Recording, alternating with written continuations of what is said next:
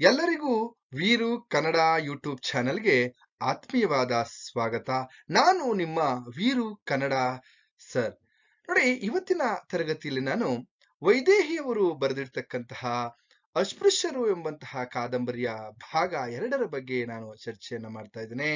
ಹಾಗೆ ಆ ಚರ್ಚೆಯನ್ನ ಮಾಡೋದಕ್ಕೂ ಮುಂಚಿತವಾಗಿ ಇನ್ನೂ ಕೂಡ ನನ್ನ ಚಾನೆಲ್ ಅನ್ನ ಸಬ್ಸ್ಕ್ರೈಬ್ ಮಾಡ್ಕೊಂಡಿಲ್ಲ ಅಂತಂದ್ರೆ ಸಬ್ಸ್ಕ್ರೈಬ್ ಮಾಡ್ಕೊಳ್ಳಿ ಅಂತ ಹೇಳ್ತಾ ಈಗ ಕಾದಂಬರಿಯ ಮುಂದುವರೆದ ಭಾಗವನ್ನ ಗಮನಿಸ್ತಾ ಹೋಗೋಣ. ನೋಡಿ, ಈ ಕಾದಂಬರಿಯಲ್ಲಿ ಬರ್ತಕ್ಕಂತಹ ಪಾತ್ರ, ನಾವು ರತ್ನಾಳ ಪಾತ್ರವನ್ನ ನಾವು ಹಿಂದಿನ ತರಗತಿಯಲ್ಲೂ ಕೂಡ ಚರ್ಚೆ ಮಾಡಿದ್ದು. ಈಗ ಮುಂದುವರೆದಂತೆ ರತ್ನ ಈಗ ಒಂದು ಹೆಣ್ಣು ಮಗುವಿಗೆ ಜನ್ಮವನ್ನ ನೀಡಿದ್ದಾಳೆ. ಆ ಜನ್ಮವನ್ನ ನೀಡಿ ಇವತ್ತಿಗೆ ಅಲ್ಲಿ 11ನೇ ದಿವಸವಾಗಿದೆ. ಈ 11ನೇ ದಿವಸದಲ್ಲಿ ಅವರು ಸೂತಕವನ್ನ ಕಳ್ಕೊಳ್ತಕ್ಕಂತ ಒಂದು ಶಾಸ್ತ್ರ, ಆ ಹೆಣ್ಣು ಮಗುವನ್ನ ತೊಟ್ಟಿಲಿಗೆ ಹಾಕುವಂತಹ ಒಂದು ಶಾಸ್ತ್ರವನ್ನ ಈ ಮನೆಯಲ್ಲಿ ಇವತ್ತು ಇಟ್ಕೊಂಡಿದ್ದಾರೆ. ಅಲ್ಲಿ ಆ ಮನೆಯ ಸೂತಕವನ್ನ ಅಥವಾ ಮಗುವನ್ನ ಅಥವಾ ಹೆರಿಗೆ ಸೂತಕವನ್ನ ಹೋಗಲಾಡಿಸೋದಕ್ಕೆ ಅಥವಾ ಹುಟ್ಟಿನ ಸೂತಕವನ್ನ ಹೋಗಲಾಡಿಸೋದಕ್ಕೆ ಪಂಚಗವ್ಯವನ್ನ ಚುಮ್ಕಿಸ್ತಾ ಮನೆಗೆಲ್ಲ ಆ ಶಾಸ್ತ್ರ ನೆರವೇರಿಸ್ತಾ, ಹಾಗೇನೆ ರತ್ನಾಳ ಮಗು ನಿದ್ರಿಸುತ್ತಾ ನಗ್ತಾ ಇರ್ತಕ್ಕಂಥದ್ದು, ಅದು ದೇವರ ನಗು ಅಂತ ಅಲ್ಲಿ ಕೆಲವರು ಮಾತನಾಡ್ತಾ ಇರ್ತಕ್ಕಂಥದ್ದನ್ನ ನಾವು ಗಮನಿಸ್ತಾ ಹೋಗ್ಬೋದು. ಹಾಗೇನೆ ಅದೇ ದಿನ ಸಂಜೆ ಅಲ್ಲಿ ಆ ಮಗುವಿಗೆ ತೊಟ್ಟಿಲಿಗೆ ಹಾಕುವಂತಹ ಒಂದು ಶಾಸ್ತ್ರವನ್ನು ಕೂಡ ಅಲ್ಲಿ ನಡೀತಾ ಇದೆ ಅಂತಕ್ಕಂಥದ್ದನ್ನ ನಾವು ಗಮನಿಸ್ತಾ ಹೋಗ್ಬೋದು. ಹಾಗೆ ಗೌರಮ್ಮನವರು ಮನೆಗೆ ಬಂದಿರ್ತಕ್ಕಂತಹ ಮಿಡ್ಬಾಯ್ ಮತ್ತು ಇಲ್ಲಿ ಕೆಲವೊಂದ್ ಕಡೆ ಈ ಮಡಿವಾಳ್ತಿಯರಿಗೆ ಕಾಫಿ ತಿಂಡಿಯನ್ನ ಕೊಡ್ತಾ ಇರ್ತಕ್ಕಂಥದ್ದು, ಹಾಗೇನೆ ಈ ತೊಟ್ಟಿಲಿನ ಶಾಸ್ತ್ರವನ್ನ ಇಲ್ಲಿ ನೆರವೇರಿಸ್ಕೊಡೋದಕ್ಕೆ ಶಿವಭಟ್ಟರು ಕೂಡ ಅಲ್ಲಿ ಬಂದಿದ್ದಾರೆ. ಆ ಶಿವಭಟ್ಟರು ತೊಟ್ಟಲಿನಿಗೆ ಮಗುವನ್ನ ಹಾಕುವಂತಹ ಒಂದು ಶಾಸ್ತ್ರವನ್ನ ಅಲ್ಲಿ ಮುಂದುವರಿಸ್ತಾ ಇದ್ದಾರೆ. ಹಾಗೆ ಈ ಎಲ್ಲಾ ಕಾರ್ಯಕ್ರಮಗಳು ಮುಗಿದ ಮೇಲೆ ಆ ಚಂದಿಗೆ ಈಗ ಆ ಚಂದು ಅಂತಕ್ಕಂತಹವಳು ಇಲ್ಲಿ ಮನೆಯ ಕೆಲಸದ ಒಬ್ಬ ಹುಡುಗಿ ಇದ್ದಾಳೆ. ಅವಳಿಗೆ ಎಲ್ಲೋ ಒಂದ್ ಕಡೆ ಬಾಣತಿಗೆ ಸ್ನಾನವನ್ನ ಮಾಡಿಸೋದಕ್ಕೆ 3 ತಿಂಗಳು ನೀನು ಬಾಣತಿಗೆ ಸ್ನಾನವನ್ನ ಮಾಡಿಸ್ಬೇಕು ಅಂತ ಹೇಳಿ ಗೌರಮ್ಮನವರು ಅವಳಿಗೆ ಇಲ್ಲಿ ತಿಂಗಳಿಗೆ 20 ರೂಪಾಯಿಯಂತೆ ಮಾತನಾಡ್ತಾ ಇರ್ತಕ್ಕಂಥದ್ದು. 3 ತಿಂಗಳಾದ ಮೇಲೆ ನಿನಗೆ ಒಂದು ಹೊಸ ಸೀರೆಯನ್ನ ಕೊಡುವುದಾಗಿ ಹೇಳ್ತಾ ಅವಳಿಗೆ ಇಷ್ಟು 20 ರೂಪಾಯಿ ತಿಂಗಳಿಗೆ ಹಣವನ್ನ ಕೊಡ್ತೀನಿ, ಇಲ್ಲಿ ಪ್ರತಿ ದಿವಸ ನೀನು ಯಾರಿಗೆ ಅಂದ್ರೆ ರತ್ನಾಳಿಗೆ ಸ್ನಾನವನ್ನ ಮಾಡಿಸ್ಬೇಕು ಅಂತಕ್ಕಂಥದ್ದು. ಅದಾದ್ಮೇಲೆ ಸರ್, ಹಾಗಾದ್ರೆ ಆ ಹೆಣ್ಣು ಮಗುವಿಗೆ ಯಾರು ಸ್ನಾನ ಮಾಡಿಸ್ತಾ ಇರಪ್ಪ ಅಂದ್ರೆ ಆ ಮಗುವಿಗೆ ಪಾರ್ಥಕ್ಕನವರೇ, ಎಲ್ಲೋ ಒಂದ್ ಕಡೆ ಈ ಪಾರ್ಥಕ್ಕ ಇದಾರಲ್ಲ ಅವರೇ ಸ್ನಾನವನ್ನ ಮಾಡಿಸ್ತಾ ಇದ್ರು ಅಂತಕ್ಕಂಥದ್ದು.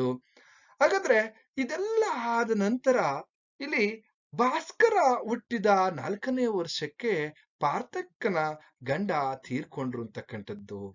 ಈ ಕಾದಂಬರಿಯಲ್ಲಿ ಪಾರ್ಥಕ್ಕ ಅಂತಕ್ಕಂತಹ ಒಂದು ಪಾತ್ರ, ಇದು ಒಂದ್ ಕಡೆ ಈ ಪಾತ್ರದಲ್ಲಿ ನಾವು ಗಮನಿಸ್ತಾ ಇರ್ತಕ್ಕಂಥ ವಿಚಾರವನ್ನ ನೋಡಪ್ಪ ಅಂದ್ರೆ ಅಸ್ಪೃಶ್ಯತೆ ಅಂತಕ್ಕಂಥದ್ದು ಈ ಪಾತ್ರದಲ್ಲಿ ತಾಂಡವವಾಡ್ತಾ ಇದೆ. ಇಲ್ಲಿ ಎಲ್ಲ ಒಂದ್ ಕಡೆ ಬೇರೆ ಅಲ್ಪ ಜಾತಿಯವರನ್ನ ವಿರೋಧಿಸ್ತಕ್ಕಂತಹ ಒಂದು ಪಾತ್ರ ಇದಾಗಿದೆ ಅನ್ನೋದನ್ನ ಗಮನಿಸ್ತಾ ಹೋಗ್ಬೋದು. ಹಾಗೇನೆ ಇಲ್ಲಿ ಈ ಪಾರ್ಥಕ್ಕನ ಮಗ ಯಾರಪ್ಪ ಅಂತಂದ್ರೆ ಭಾಸ್ಕರ. ಆ ಭಾಸ್ಕರ ಹುಟ್ಟಿದಂತಹ 4 ವರ್ಷಕ್ಕೆ ಅವರ ಇಲ್ಲಿ ಪಾರ್ಥಕ್ಕನ ಗಂಡ ತೀರ್ಕೊಳ್ತಾರೆ ಅಂತಕ್ಕಂಥದ್ದು. ಹಾಗೇನೆ ಇನ್ನೊಂದ್ ಕಡೆ ಆ ಪಾರ್ಥಕ್ಕನ ಮಗ ಇಲ್ಲಿ ಭಾಸ್ಕರ ಓದೋದಕ್ಕೆ ಬೇರೆ ಕಡೆ ಹೋದಂತ ಸಂದರ್ಭದಲ್ಲಿ ಇಲ್ಲಿ ವಾಸುದೇವರಾಯರು ಏನ್ ಮಾಡ್ತಾರೆ ಅಂದ್ರೆ ಪಾರ್ಥಕ್ಕನನ್ನ ನಮ್ಮ ಮನೆಯಲ್ಲೇ ನಮ್ಮ ಮನೆಯಲ್ಲೇ ಬಂದು ಹಿರಿ, ಯಾಕೆಂದ್ರೆ ಎಲ್ಲೋ ಒಂದ್ ಕಡೆ ಈ ಗೌರಿಗೂ ಕೂಡ ಸ್ವಲ್ಪ ಎಲ್ಲೋ ಒಂದ್ ಕಡೆ ಸಹಾಯವಾಗುತ್ತೆ ಅಂತ ಹೇಳಿ ತನ್ನ ಮನೆ ಕರ್ಕೊಬರ್ತಕ್ಕಂತಹ ಒಂದು ಉದಾರ ಮನೋಭಾವವನ್ನ ವಾಸುದೇವರಾಯರ ಒಂದು ಸ್ವಭಾವವನ್ನ ಅಲ್ಲಿ ಗಮನಿಸ್ತಾ ಹೋಗ್ಬೋದು. ಹಾಗೇನೆ ಇನ್ನೊಂದ್ ಕಡೆ ವಾಸುದೇವರಾಯರು ಪಾರ್ಥಕರನ್ನ ತಮ್ಮ ಮನೆಗೆ ಕರ್ಕೊಂಡ್ ಬಂದಂತ ಸಂದರ್ಭದಲ್ಲಿ ಅಲ್ಲಿರ್ತಕ್ಕಂತಹ ಆ ಊರಿನ ಜನ ಅಥವಾ ಸಮಾಜ ಟೀಕೆಯನ್ನ ಮಾಡ್ತಾ ಇರ್ತಾರೆ. ಇವ್ರಿಗೆ ಯಾಕೆ ಬೇಕಾಗಿತ್ತು, ಇವಳನ್ನ ಯಾಕೆ ಕರ್ಕೊಬಂದ್ರು, ಹಾಗೆ ಹೀಗೆ ಅಂತ ಮಾತನಾಡ್ತಾ ಇರ್ತಕ್ಕಂಥ ಸಮಾಜ.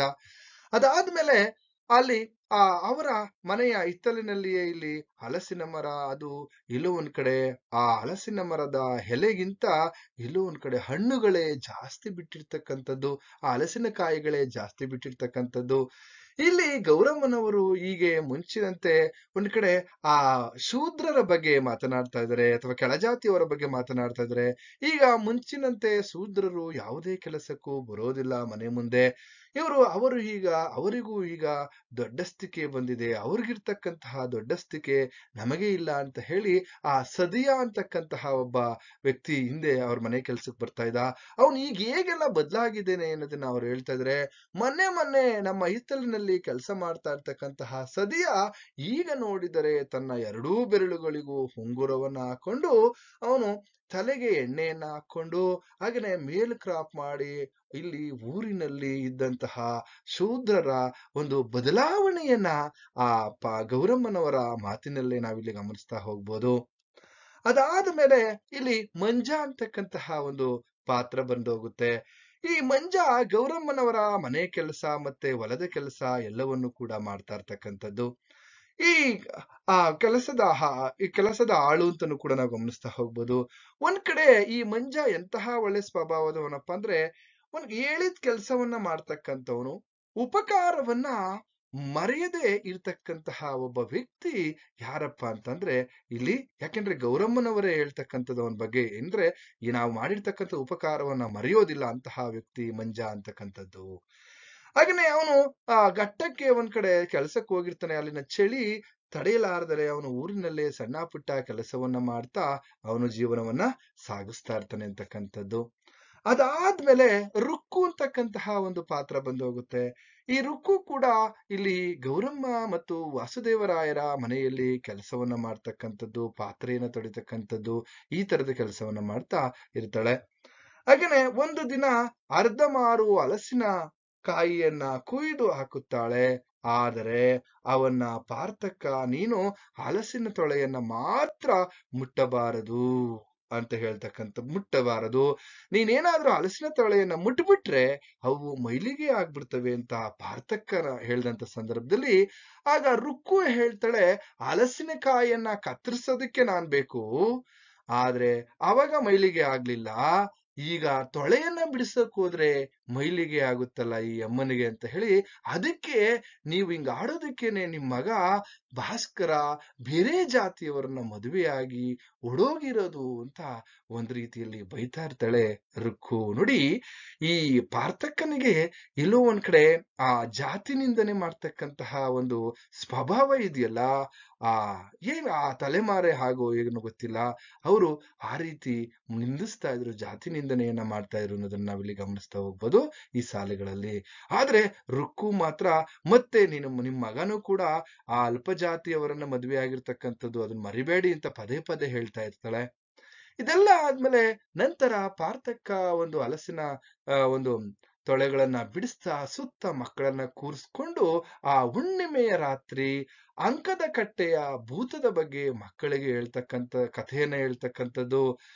ಆನಂತರ ಸರೋಜ ಬಂದು, ಯಾಕಂದ್ರೆ ಈ ಸರೋಜ ಅಂತಕ್ಕಂಥ ಪಾತ್ರ ಇದೆಯಲ್ಲ, ಇದು ನಾಗರಿಕತೆಯನ್ನ ಕಂಡಿರ್ತಕ್ಕಂತಹ ಪಾತ್ರ, ಹಾಗೇನೆ ಸ್ವಲ್ಪ ಓದನ್ನ ಕಲಿತಿರ್ತಕ್ಕಂಥದ್ದು ಅಥವಾ ಶಿಕ್ಷಣವನ್ನ ಬಲ್ಲಂತಹ ಒಂದು ಪಾತ್ರ ಆಗಿರೋದ್ರಿಂದ ಈ ದೆವ್ವಗಳು ಭೂತಗಳು ಎಲ್ಲವೂ ಡೋಂಗಿ ಅಂತ ಮಕ್ಕಳ ಮನಸ್ಸಿನಲ್ಲಿ ಬಿತ್ತಾ ಇರ್ತಕ್ಕಂಥದ್ದು ನಾವು ಗಮನಿಸ್ತಾ ಹೋಗ್ಬೋದು.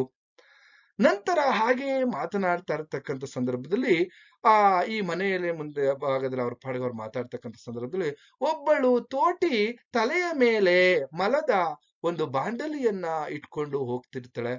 ಹೋಗ್ತಿರ್ತಕ್ಕಂಥ ಸಂದರ್ಭದಲ್ಲಿ ನಾವು ಆಗಿನ ಸಂದರ್ಭದಲ್ಲಿ ಮಲವರುವಂತಹ ಪದ್ಧತಿ ಇತ್ತು ಅನ್ನೋದನ್ನ ನಾವು ಆ ಒಂದು ಸಾಲುಗಳಲ್ಲಿ ಗಮನಿಸ್ತಾ ಹೋಗ್ಬೋದು ಅಂತಕ್ಕಂಥದ್ದು. ಅದಾದ್ಮೇಲೆ ವಾಸುದೇವರಾಯರು ಮುಂಚಿನಿಂದಲೂ ಕೂಡ ಸ್ವಲ್ಪ ಮಡಿ ಮೈಲಿಗೆ ಕಡಿಮೆ. ಯಾಕೆಂದ್ರೆ ವಾಸುದೇವರಾಯರೇನಪ್ಪ ಅಂದ್ರೆ ಅವರು ಕೂಡ ಶಿಕ್ಷಣವನ್ನ ಕಲಿತಿರ್ತಕ್ಕಂಥವ್ರು, ನಾಗರಿಕತೆ ಬಲ್ಲಂತಹ ಒಬ್ಬ ವ್ಯಕ್ತಿ ಅಂತಕ್ಕಂಥದ್ದು. ಅವರು ಹೆಚ್ಚು ಬ್ರಾಹ್ಮಣ ಕುಟುಂಬದವರೇ ಆಗಿದ್ರು ಕೂಡ ಅವರು ಒಂದ್ ಕಡೆ ಈ ಮಡಿ ಮೈಲಿಗೆಯನ್ನ ಅಷ್ಟು ಮಾಡ್ತಾ ಇರಲಿಲ್ಲ ಅಂತಕ್ಕಂಥದ್ದು ನಾವು ಗಮನಿಸ್ತಾ ಹೋಗ್ಬೋದು, ಅಥವಾ ಅನುಸರಿಸ್ತಿರ್ಲಿಲ್ಲ ಅನ್ನೋದನ್ನ ನಾವು ಕಡಿಮೆ ಅನುಸರಿಸ್ತಾ ಇದ್ರು ಅನ್ನೋದನ್ನ ಗಮನಿಸ್ಬೋದು. ಇದಾದ್ಮೇಲೆ ಇಲ್ಲಿ ಹುಲ್ಲು ಕೂಸ ತಮ್ಮ ಕೂಸ ಅಲ್ಲಿ ಬಂದಿರತಕ್ಕಂತಹ ಸಂದರ್ಭ. ಅಲ್ಲಿ ಹುಲ್ಲು ಕೂಸ ಯಾರಪ್ಪ ಅಂದ್ರೆ, ಅವಳು ಒಡೆಯರ ಮನೆಯಲ್ಲಿ ದನ ಎಮ್ಮೆಗಳಿಗೆ ಹುಲ್ಲನ್ನ ತರ್ತಕ್ಕಂಥದ್ದು, ಸೊಪ್ಪನ್ನ ತರ್ತಕ್ಕಂತಹ ಕೆಲಸವನ್ನ ಮಾಡ್ತಾ ಇರ್ತಾಳೆ. ಹಾಗಾಗಿ ಅವಳಿಗೆ ಹುಲ್ಲು ಕೂಸ ಅಂತ ಒಂದು ಹೆಸರು ಕೂಡ ಇರುತ್ತೆ ಅಂತಕ್ಕಂಥದ್ದು. ಇದಾದ್ಮೇಲೆ ಇವಳು ತಮ್ಮ ಒಂದ್ಸಾರಿ ವಾಸುದೇವರಾಯರ ಮನೆಯಲ್ಲಿ ಯಾವುದೇ ವಿಚಾರದ ಬಗ್ಗೆ ಮಾತನಾಡ್ತಾ ಇಂಗ್ಲಿಷಿನಲ್ಲಿ ಮಾತನಾಡ್ತಾ ಇರ್ತಕ್ಕಂಥದ್ದು. ಆ ಸಂದರ್ಭದಲ್ಲಿ ಆ ಇಲ್ಲಿ ಶಿವನಿಗೆ ವಾಸುದೇವರಾಯರು ನೋಡು ಅಮ್ಮನಿಗೆ ಹೇಳಿ ನೀನು ಕಾಫಿಯನ್ನ ಮಾಡಿಸ್ಕೊಂಬ ಅಂತ ಹೇಳ್ತಕ್ಕಂಥದ್ದು.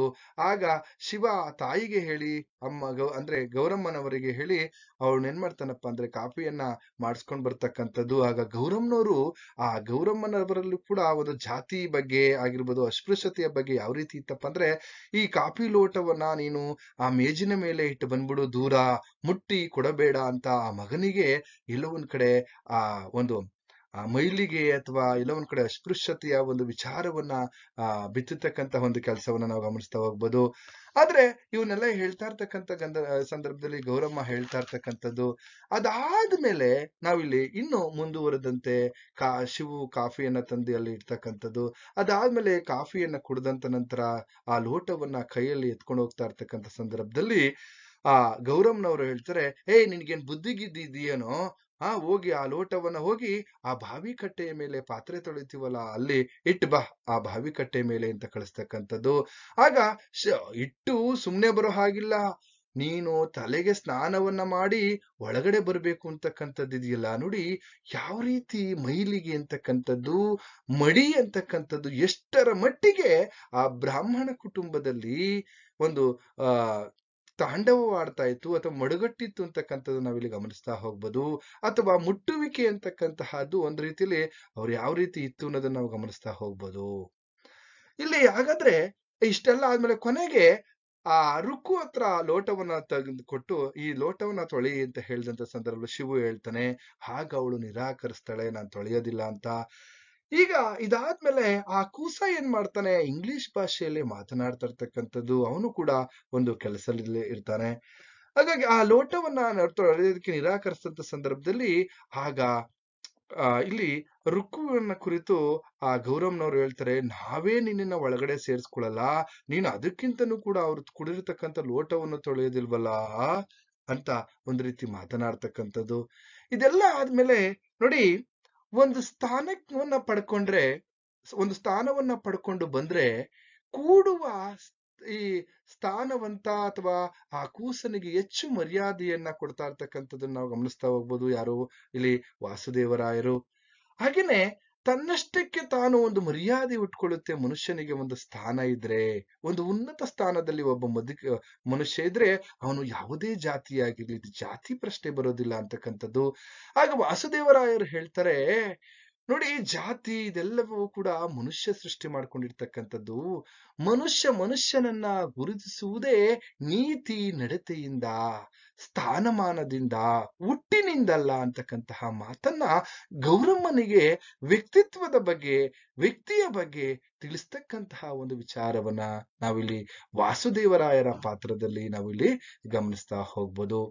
ಆನಂತರದಲ್ಲಿ ಪಾರ್ಥಕ್ಕ ಇಲ್ಲಿ ವಾಸುದೇವರಾಯನಿಗೆ ಹೇಳ್ತಾ, ಇಲ್ಲಿ ಎಲ್ಲ ಒಂದ್ ಕಡೆ ಪಾರ್ಥಕ್ಕ ಮಾತನಾಡ್ತಾ ಹೋಗ್ತಾರೆ, ನೀನ್ ಏನೇ ಹೇಳೋ ವಾಸುದೇವ, ಈ ಶೂದ್ರ ಮಕ್ಕಳಿಗೆ ವಿದ್ಯೆ ಸಿಕ್ಕಿದ್ರೆ ಪ್ರಪಂಚ ಇಡ್ತಾವ, ಈ ತರದ ಪ್ರಶ್ನೆಯನ್ನ ಮಾಡ್ತಕ್ಕಂಥದ್ದು.